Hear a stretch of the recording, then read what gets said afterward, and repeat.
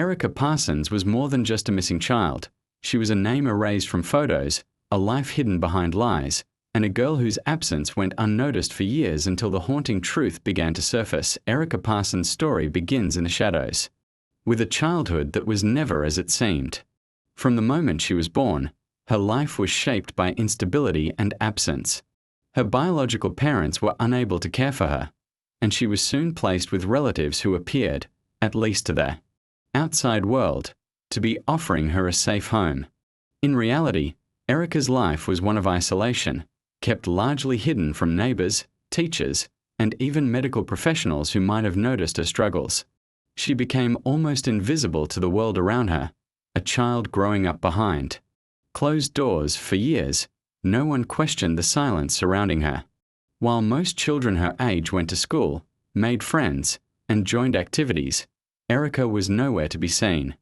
There were no school records documenting her education, no teachers who remembered her, no doctors who treated her. Her absence blended into the background of a quiet rural town where people kept to themselves and few thought to ask questions.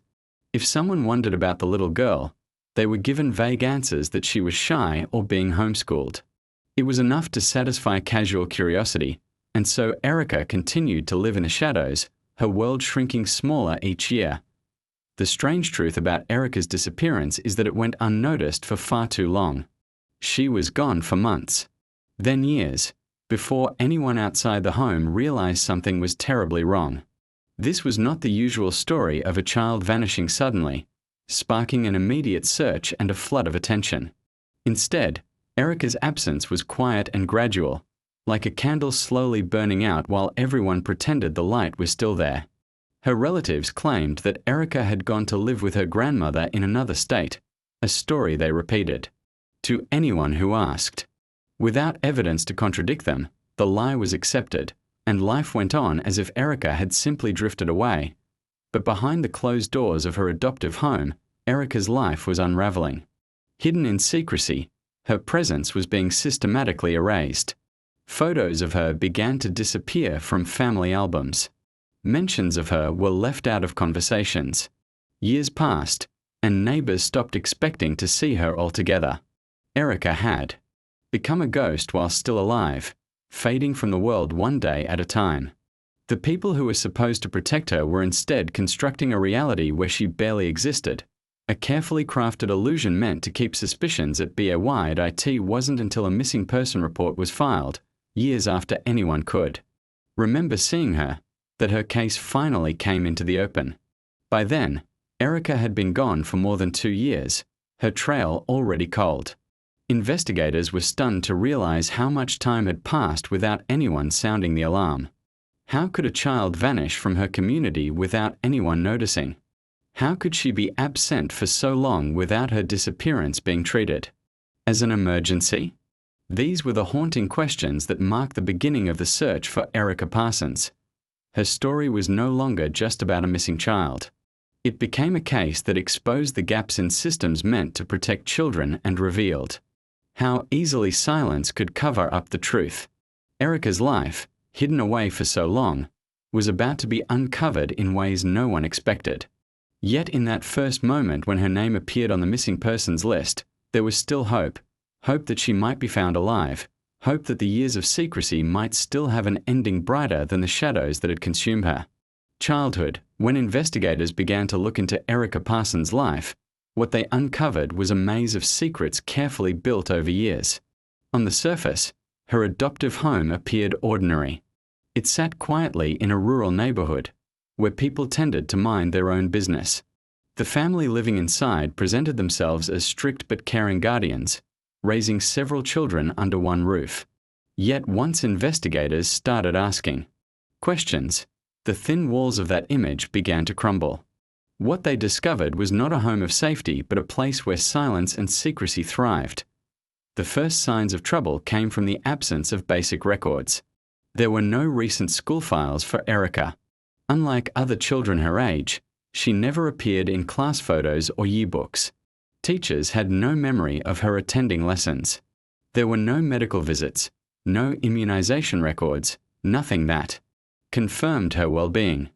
It was as if Erica had stopped existing years before anyone even thought to look. This lack of documentation raised urgent questions. Where had she been all that time? Why were the very systems designed to protect children blind to her absence? As the investigation deepened, it became clear that Erica had lived a life cut off from the outside world. Neighbors recalled rarely seeing her, while her siblings were occasionally outside, playing in the yard or riding bikes. Erica was often missing from those scenes. Those who did catch glimpses of her remembered a quiet, thin child who kept her head down. Some said she looked pale and fragile, as if she wasn't receiving proper care. Others recalled hearing excuses that she preferred to stay indoors or that she was too shy to socialize. None of these explanations seemed alarming at the time, but now they painted a haunting picture of a child intentionally hidden away inside the home. Investigators found troubling details. There were small locked rooms, their purposes unclear. Photographs of the family were missing a familiar face. Erica's image had been carefully removed, leaving behind gaps in albums where her presence should have been remembered. Even more disturbing were the conflicting stories told by family members. When asked about Erica's disappearance, some claimed she had gone to live with distant relatives. Others insisted she had been sent to her grandmother, far from town. Yet when detectives tracked down these supposed caretakers, none of the stories checked out. No one had seen Erica. No one had proof that she was alive. The deeper the search went, the clearer it became that Erica's life had been rewritten by those around her. Every trace of her seemed to have been scrubbed away. The walls of the house held no warmth for her, and the stories meant to explain her absence were collapsing. Under scrutiny, investigators began to suspect that Erica's disappearance had not been sudden at all. Instead, it looked like the result of years of concealment, a slow erasure of her identity that began long before anyone realized she was missing. Then came the discovery of financial records that raised further suspicion. Even after Erica's disappearance, government assistance meant for her care continued to flow into the household. Benefits were being collected as though she still lived under that roof, even though no one outside the family had seen her for years. This revelation added a chilling layer to the investigation, suggesting not only neglect but also exploitation. Erica's name had been kept alive on paper, even as her presence in the world had been extinguished. By the time these details were revealed, it was clear that Erica's disappearance was no simple case of a runaway child or a family misunderstanding. What lay behind those closed doors was a pattern of secrecy, deception, and hidden suffering.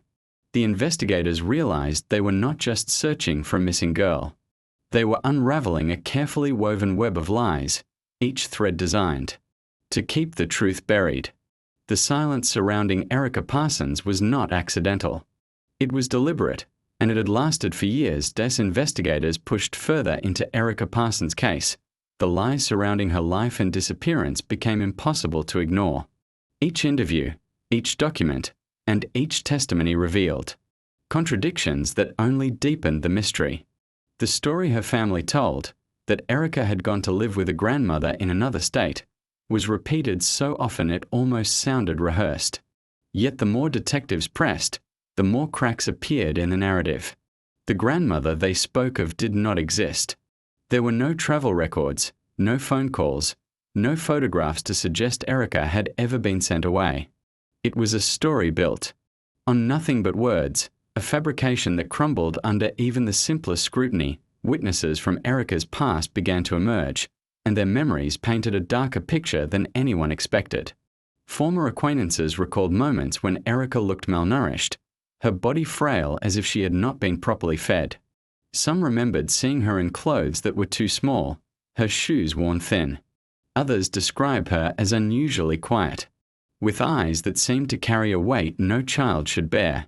What disturbed investigators most was that these observations stretched back years, long before she was ever reported missing.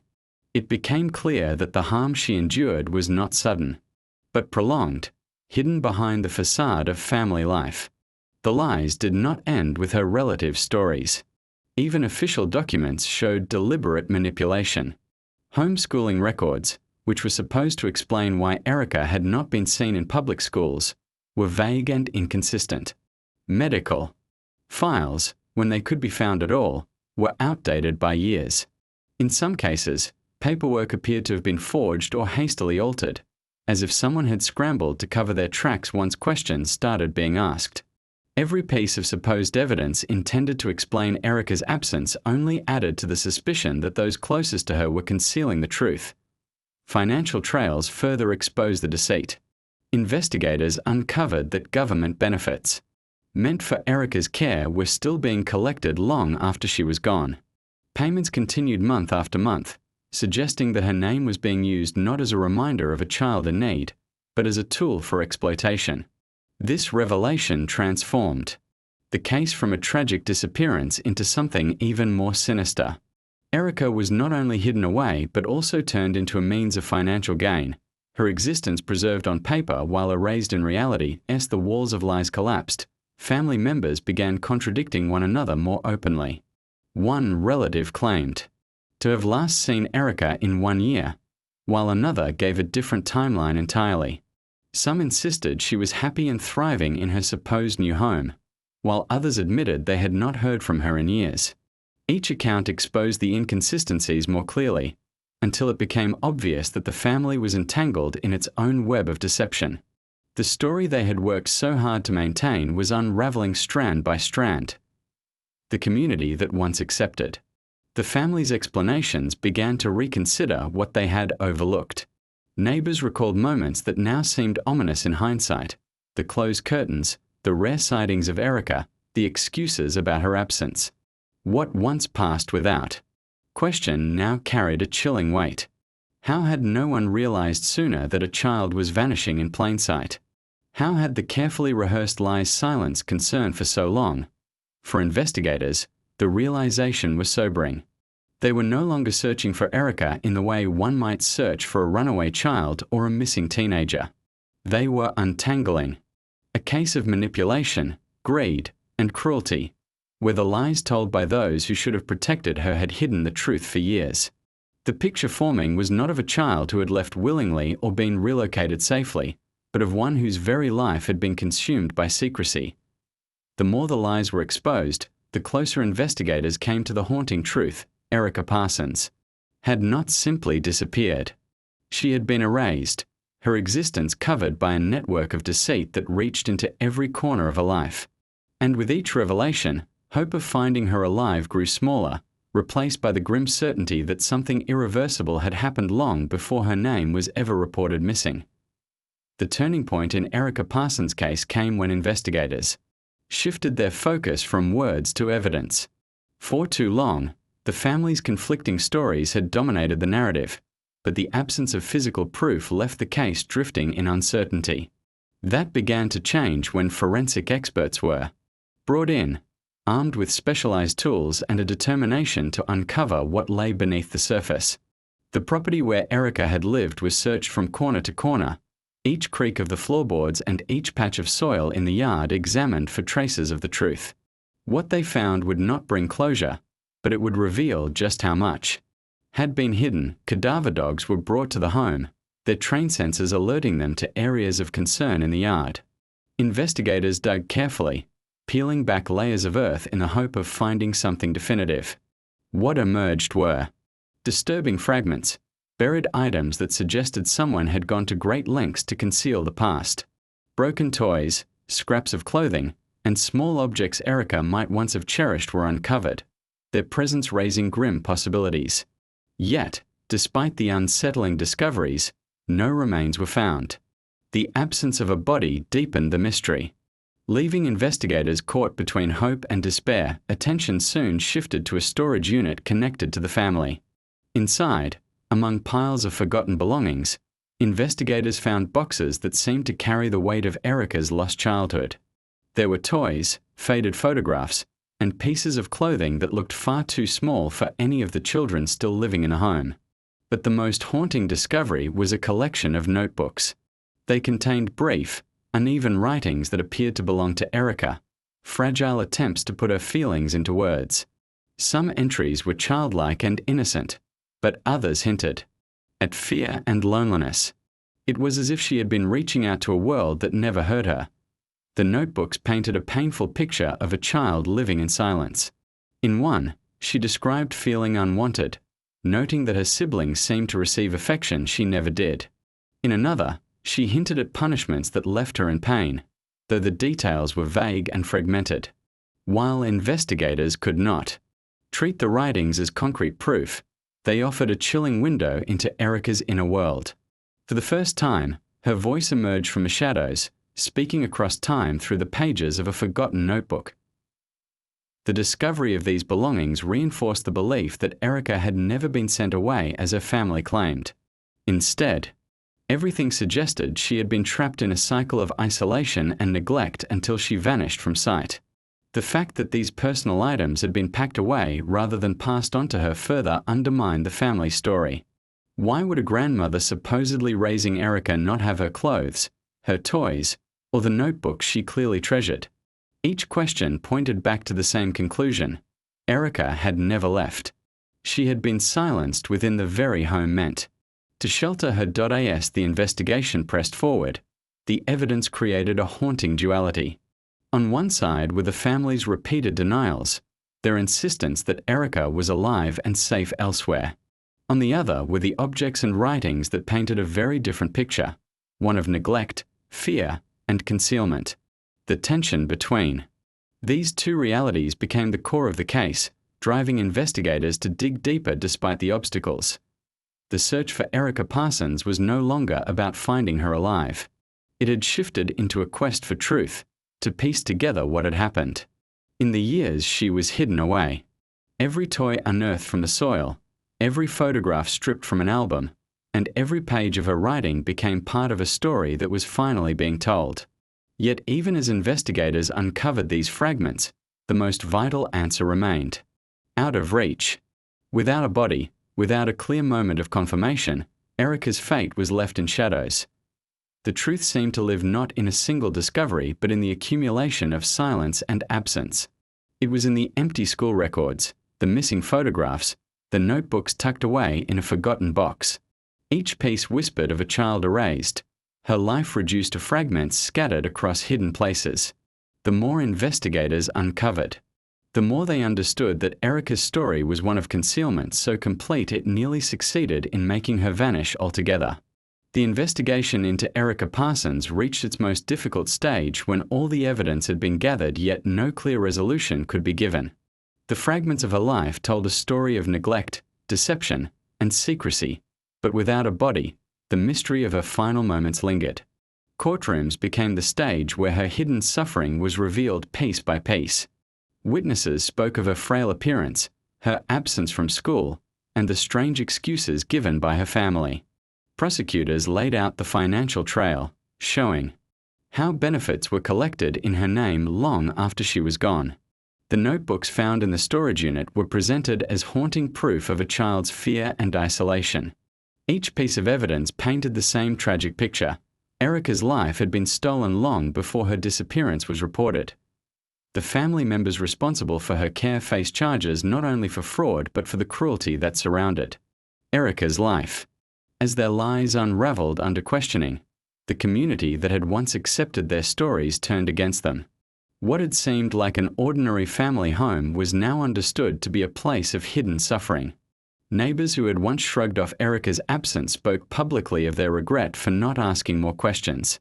Friends and relatives who had accepted the family's claims of Erica being sent away were forced to confront the fact that they had been misled for years. The silence that had protected the truth for so long was finally breaking apart, but it came too late to save the little girl whose life had slipped through the cracks. Despite the evidence, many questions remained unanswered. Where was Erica's body? What had happened in her final days?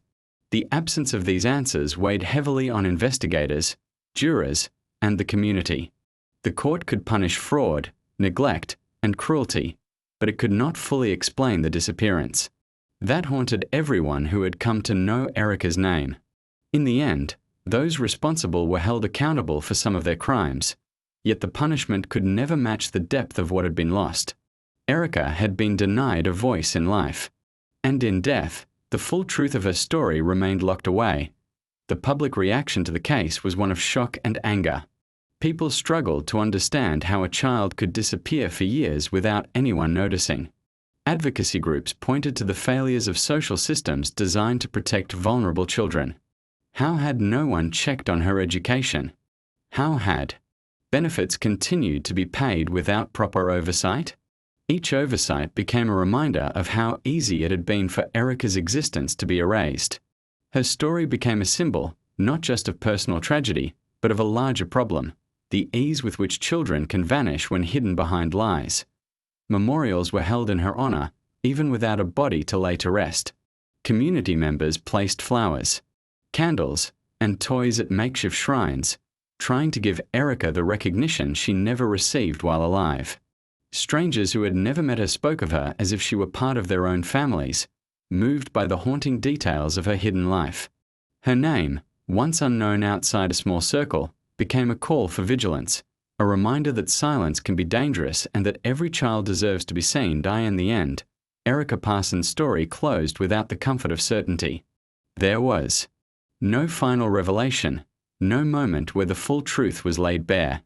Instead, there was the heavy understanding that some mysteries remain unsolved, even as the evidence points clearly toward tragedy. Erica's life had been defined by absence: absence from school, absence from doctors, absence from the world, and her death remained defined by absence as well, with no clear answers to fill the void. Yet her legacy endured in the lessons her story taught. She became a reminder of the responsibility communities share in noticing when a child is missing, in asking questions when something feels wrong, and in refusing to accept easy explanations for difficult truths. Erica Parsons, once a child almost erased from memory, became impossible to forget. Her hidden life, uncovered piece by piece, left behind a haunting message: that silence can conceal terrible things, and that every hidden child deserves to be brought into the light.